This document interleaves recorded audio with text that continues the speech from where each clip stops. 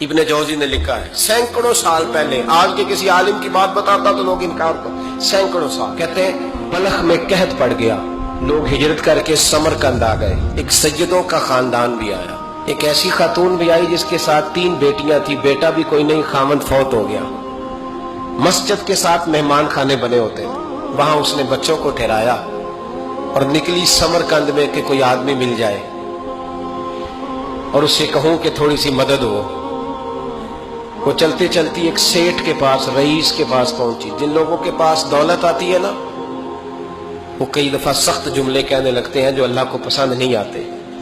وہ سیٹھ کے پاس گئی تو جا کے کہنے لگی میں غریب ہوں، پریشان ہوں، بلخ میں قحط ہے، سارا زمانہ جانتا ہے، تو میں اس لیے سمرقند آئی ہوں، بیٹیوں کا ساتھ ہے، نہ رہنے کو جگہ ہے، نہ کھانے کو روٹی ہے، نہ پہننے کو کپڑا ہے، مہربانی کر تھوڑی مدد کر۔ کہنے لگا ہو کون؟ تو اس سید زادی نے کان آگے کر کے، ہاں کسی پہ بھی حالات سخت آ سکتے ہیں، اللہ سے ڈرنا چاہیے، کان آگے کر کے نہ کہنے لگی میں سید زادی اور یہاں میرا اپنا کوئی نہیں، مہربانی کر۔ تو وہ سیٹھ صاحب، چودھری صاحب کہنے لگے مجھے کیسے پتا چلے گا تو سید ہے؟ تو سید زادی نے اپنا پلو کھولا اور اپنے آنسو دونوں آنکھوں سے صاف کیے تو کہنے لگی اللہ تیرا بھلا کرے، میں ثابت نہیں کر سکتی کہ میں حضور کا خاندان، میرے پاس کوئی دلیل نہیں، میں نہیں بتا سکتی، چل ٹھیک ہے، چلی گئی۔ کسی نے بتایا کہ یہاں ایک یہودی بھی رہتا ہے، وہ بڑا سخی ہے، یا آتش پرست ہے، یا پارسی ہے کافر غیر، سخی بڑا ہے۔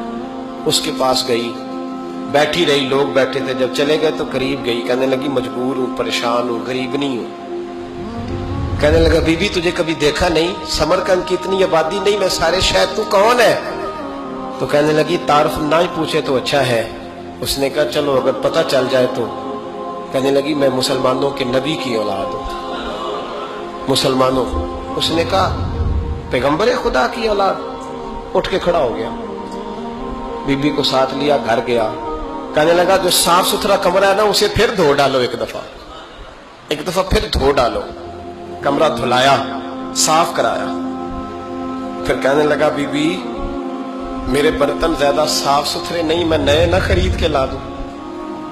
پھر نئے برتن لایا، پھر اپنے بچوں سے کہنے لگا اونچا نہ بھولنا کہ سیدہ فاطمہ کی شہزادیاں آئی، یہاں کوئی شخص اونچی بات نہ کرے۔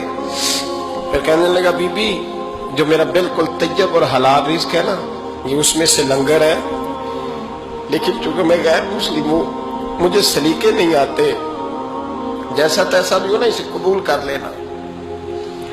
خاتون کو کہنے لگا یہ گھر ہے، جب تک جی چاہے یہاں رہنا، اور دیکھنا ہو سکے تو رات اپنے نبی سے سفارش کرنا، میرا بھی کوئی مسئلہ، میری بھی کوئی قبولیت کہیں ہو جائے۔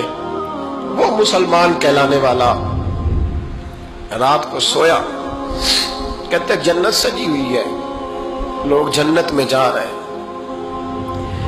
لائنیں لگی ہوئی ہیں، نبی پاک لوگوں کو جنت میں بھیج رہے ہیں، میں بھی دوڑ کے لائن میں لگ گیا، فرشتے نے میرا بازو پکڑا، کا پیچھے ہٹ، تو میں دوڑ کے حضور کی بارگاہ میں گیا، میں حضور سارے جنت میں جا رہے ہیں، یہ مجھے نہیں جانے دیتا۔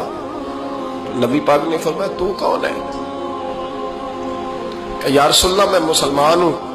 کہتے حضور مجھ سے فرمانے لگے کوئی دلیل ہے تیرے پاس؟ دلیل ہے کوئی تیرے پاس؟ میں چپ کر گیا، فرمایا میری بیٹی تیرے دروازے پر آ ہی گئی تھی تو دلیلیں پوچھنے لگ گیا تھا؟ ہم جا دوڑ جا، سویرے آنکھ کھلی تو گلیوں میں ڈھونڈتا پھرتا ہے، تلاش کرتا پھرتا ہے، کونے کونے میں جاتا ہے وہ سادات کا گھرانہ کہاں گیا، ڈھونڈتے ڈھونڈتے اس غیر مسلم کے دروازے پہ جا کے پہچان لیا تو کہنے لگا خدا کا واسطہ جو تو نے نوکری کی ہے نا ان کی مجھ سے 11 گنا لے لے، یہ سادات کا گھر مجھے دے دے۔ تو کہنے لگا کل تو آتا تو شاید بات اور ہوتی، آج بات اور ہے۔ اس نے کہا مہربانی کر، کل نہیں کل تو آتا تو معاملہ اور تھا، آج معاملہ آج اور ہے، رنگ بدل گیا ہے، حالات تبدیل ہو گئے ہیں، اب تو دیکھ ڈاک کے آیا، جا دوڑ جا۔